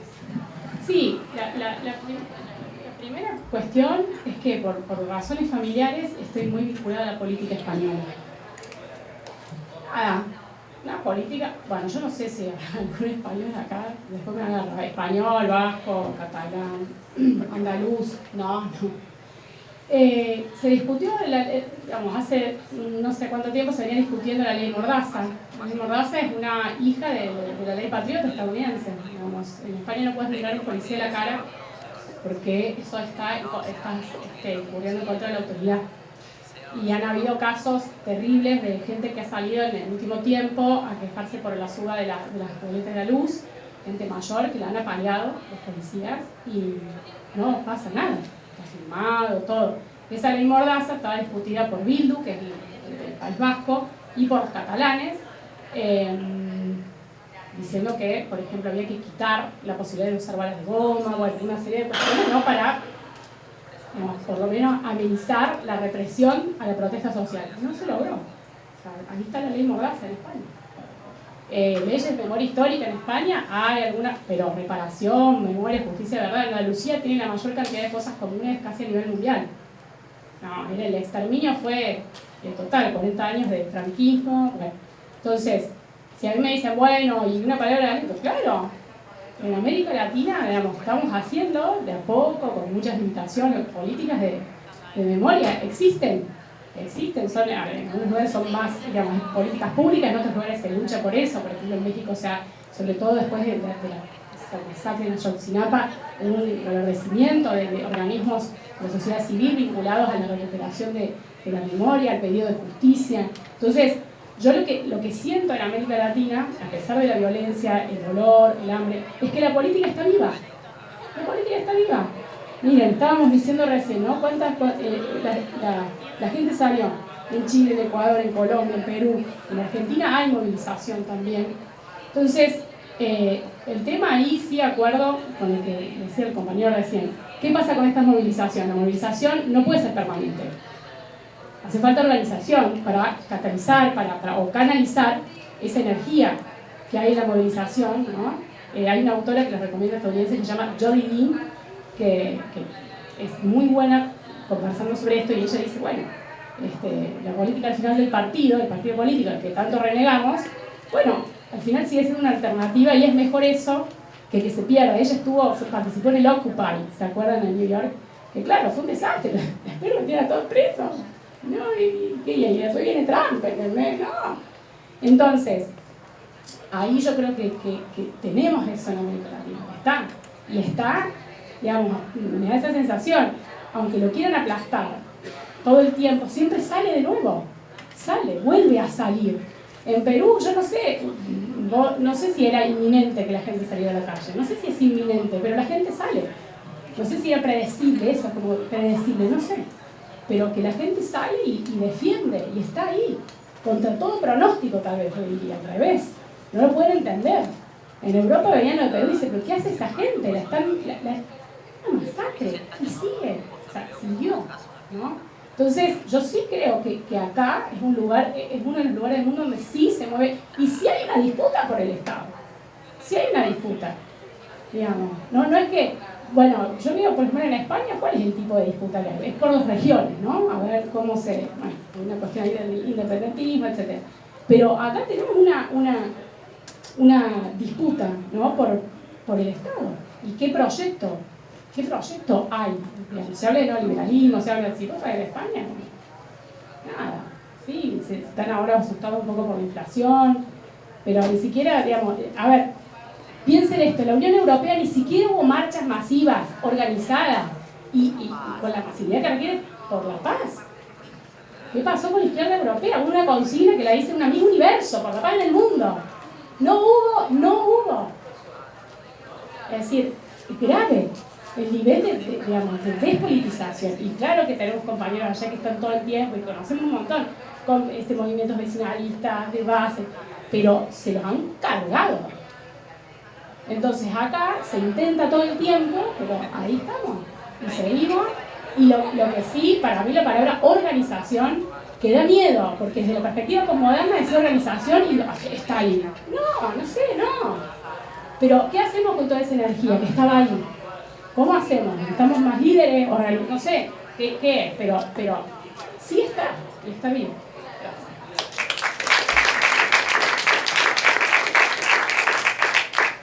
Bueno, siempre es muy importante terminar con una agenda y una discusión hacia dónde ir. El primer punto que para mí es necesario señalar es que en este segundo tiempo de la primera ola, el mapa de América Latina es un mapa progresista y de izquierda, y eso hay que entender que es fundamental y no estar desde el lado más pesimista de muchas de las veces, pero ganamos con las justas, ¿no?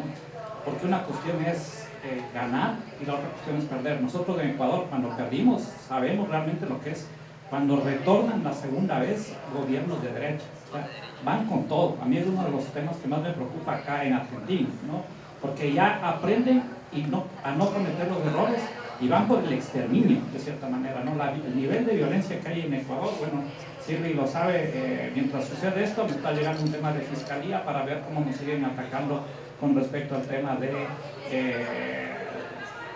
coartar libertades, coartar el derecho a la voz, no permitir el ingreso, etcétera, etcétera. Entonces son cuestiones que se vienen complicadas y ganar no es menor, ¿no? Entonces en América Latina estamos de cierta manera disputando, y eso me parece un tema fundamental.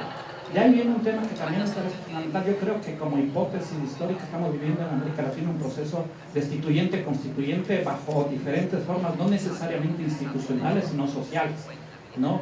A veces termina en temas institucionales, pero no siempre, ¿no? Y eso implica también tener una disputa sobre qué tipo de sociedad se está buscando concretar. En el caso del Ecuador, para mí claramente no solo fue una propuesta desde el progresismo anti-neoliberal, anticapitalista, etcétera, ¿no? Sino fue una propuesta pro algo, y en el caso del Ecuador fue una propuesta pro sociedad del buen vivir o sociedad del summa causale, que sí implica un cambio radical y otra propuesta de convivencia social, pasar del antropocentrismo al biocentrismo, pasar de la democracia representativa a una democracia deliberativa participativa, pasar de la economía de mercado a una economía social y solidaria, etcétera, etcétera, pasar del Estado colonial a un Estado plurinacional intercultural. Entonces, claramente si hay una agenda que cada país sabe definir cuáles son en este caso sus propuestas como pactos sociales de convivencia, en donde un tema fundamental, sí o sí, en esta nueva arquitectura mundial, geopolítica mundial, va a ser en la medida de que seamos capaces o no de buscar una integración latinoamericana. Y finalmente, para señalar algo que a mí me parece importante de este tema, que debe quedar claro en el progresismo, es que solo el pueblo salva al pueblo, ¿no? Estos pactos de la izquierda de querer señalar un cierto pacto con las élites económicas para estar de cierta manera mediocremente estable, pueden llevar al fracaso completo de los proyectos progresistas. Y aquí eso implica un pacto también entre lo social y lo político, que no necesariamente se dan, inclusive a veces se contraponen, ¿no? Me refiero a veces en esta cuestión, en esta perspectiva de la izquierda autonomista, casi antiestatal, o a veces la izquierda estatal, casi a veces antisocial, ¿no? La disputa cultural desde la izquierda viene dado por los movimientos sociales, ¿no? Y no necesariamente esa disputa de los movimientos sociales, que es donde está trabajando la derecha en el ámbito de las identidades, de la cultura, de la psiquis, ¿no? De generar ese cierto tipo de sentimientos, se traslada a una agenda política. Es necesario generar el puente de unidad entre los movimientos sociales como movimientos políticos, y dentro de los movimientos sociales es necesario generar la articulación de la convergencia de las luchas. No puede ir por un lado el feminismo, por otro lado el ecologismo, por el otro lado los migrantes, por otro lado, etcétera, etcétera. Entonces, el tema de la unidad del frente progresista entre lo social y lo político para poder disputar algo que me parece fundamental que dijo Silvi, el Estado, porque yo creo que no podemos generar una transformación sin disputar el Estado, ¿no? Es fundamental dentro de la región. Pero yo soy optimista en el sentido de esa disputa que estamos dando, de cierta manera, se está dando, ¿no? No hemos bajado los brazos y bueno, la pelea es peleando, ¿no? Muchas gracias.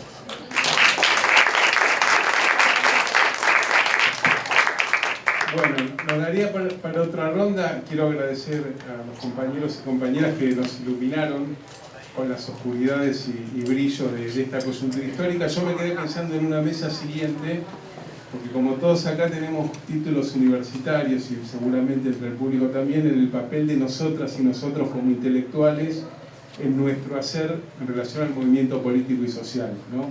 A mí me encantaría que acá estuvieran compañeros del movimiento obrero, compañeros, en fin, docentes de otros niveles, y cómo esa articulación que se propone se logra también desde nuestro lugar en las universidades o en las instituciones investigativas.